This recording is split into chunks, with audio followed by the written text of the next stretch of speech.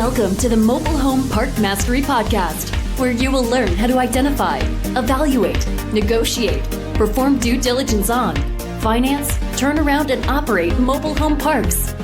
And now, here is your host, the fifth largest mobile home park owner in the United States, Frank Rolfe. The United States is clearly heading for a major recession in 2023. This is Frank Rolfe, Mobile Home Park Mastery Podcast. I thought we might talk about the elephant in the room, the item that is so huge that it dwarfs all others, and that's the simple fact that virtually every economist is predicting a major U.S. recession happening just next year. And so to me, if I was facing an impending recession, I would want to reflect back on prior recessions and try and come up with some scientific guess of where this thing is going to go, and then also look at what's happened in the past recessions regarding the mobile home park industry. Let's start off with interest rates, because that's a big topic right now. As we all know, Jerome Powell at the Fed has raised rates a ridiculous amount in a very short period of time. The guy is absolutely insane, and he's not getting a lot of positive support. If you read all the articles from all the various investment banks and banks throughout the world, everyone thinks the guy has massively overreacted. We had very low interest rates for the longest time, and rather than just kind of feather them back in for adjustment, he instead tries to shoot them through the roof, trying to stop inflation, which is a result of all kinds of supply chain issues and energy shocks and other items. And all you're doing is you're creating the environment for this big recession, which is about to occur. So what happened with interest rates in the past? Well, let's look first at the dot-com bust back in roughly in the year 2000. As we went into the dot-com bust, which was the first of the most recent modern recessions, the Fed funds rate was 5.92%. And that occurred at January 15th of 2001. And then by October 27th of 2003, it was down to 1.03%. So it went from 5.92% on January 15th of 01 down to 1.03% by October 27th of 2003. That's a very short period of time. So in roughly a little less than 2 years, you saw the interest rates plummet by almost 5 points.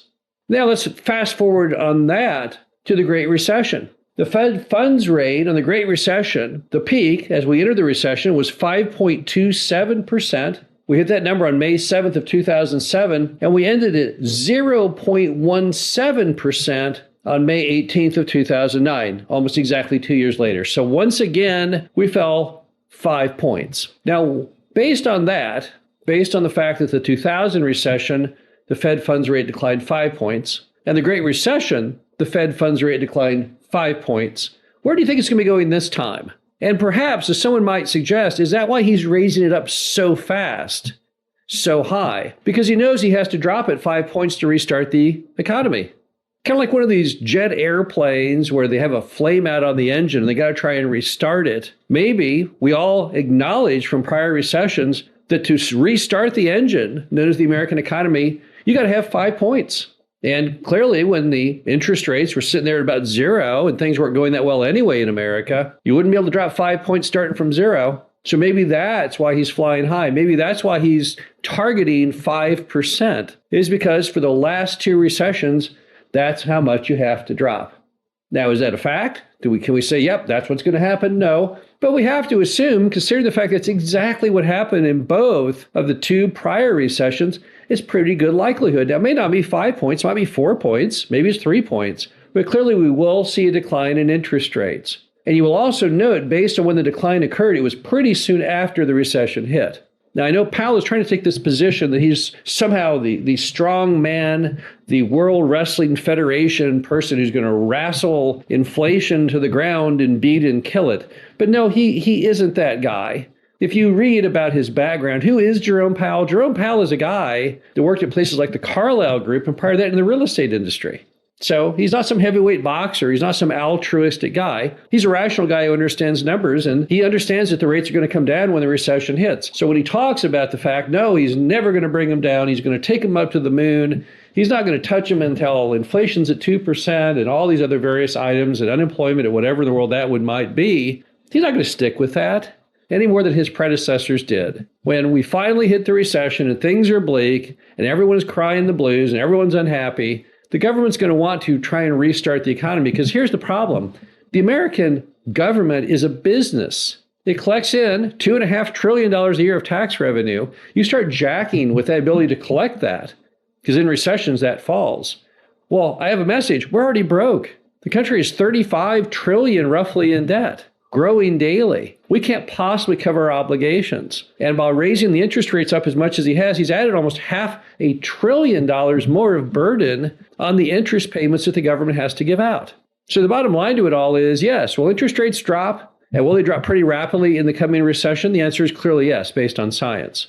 Now, what will the duration be of this next recession? Well, let's look back historically on the others. So the dot-com bust, as it is known, lasted exactly 8 months, from March to November of 2001. Okay, well, that's interesting, an 8-month recession. All right, good. And then during the Great Recession, what they call the Great Recession, it lasted from December 2007 to June 2009. So roughly about 1.5 years. But that's pretty consistent, right?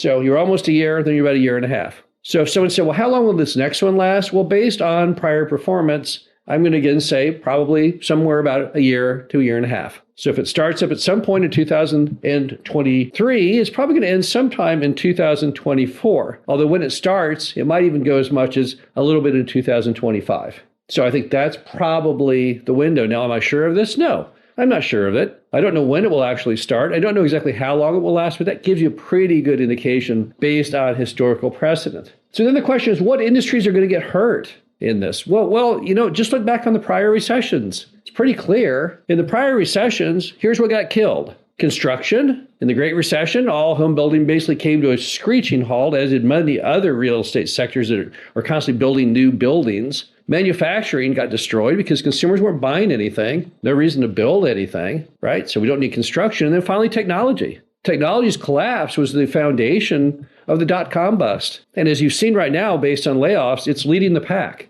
Tech is looking to be the most damaged of all industries statistically going into this 2023 recession.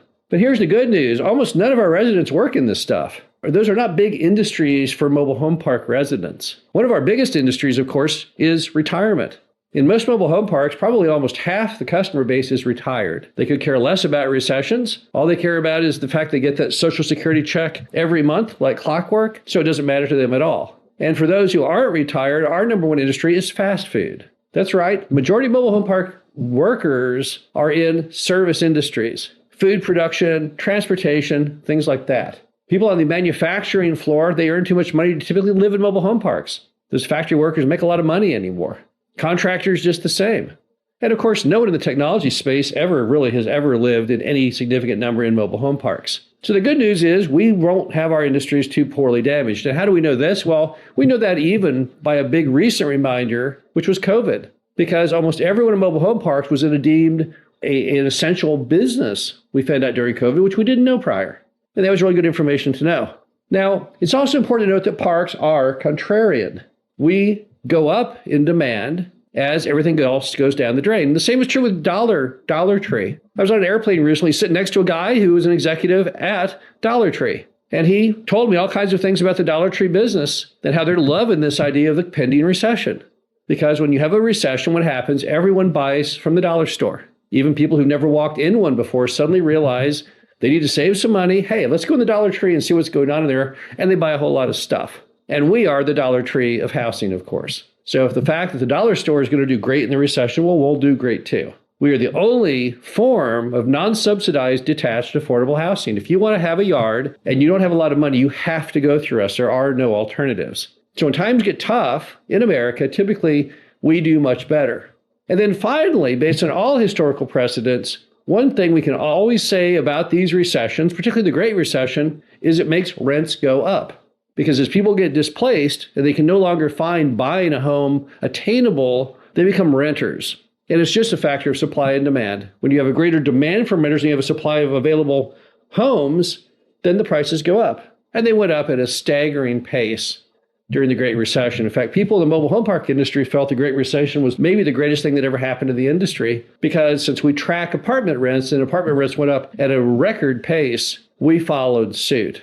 The bottom line is, I guess, don't really fear the elephant. Understand the elephant. Understand its nature. Understand how long it will last. Understand how the interest rates will be impacted. Look at the industries that were hit before. Have some degree of faith and happiness in the fact we're not in those industries, that we are contrarian, and the fact that it typically makes rents go up, which is great for every mobile home park owner nationwide. This is Frank Roth, the Mobile Home Park Mastery Podcast. Hope you enjoyed this.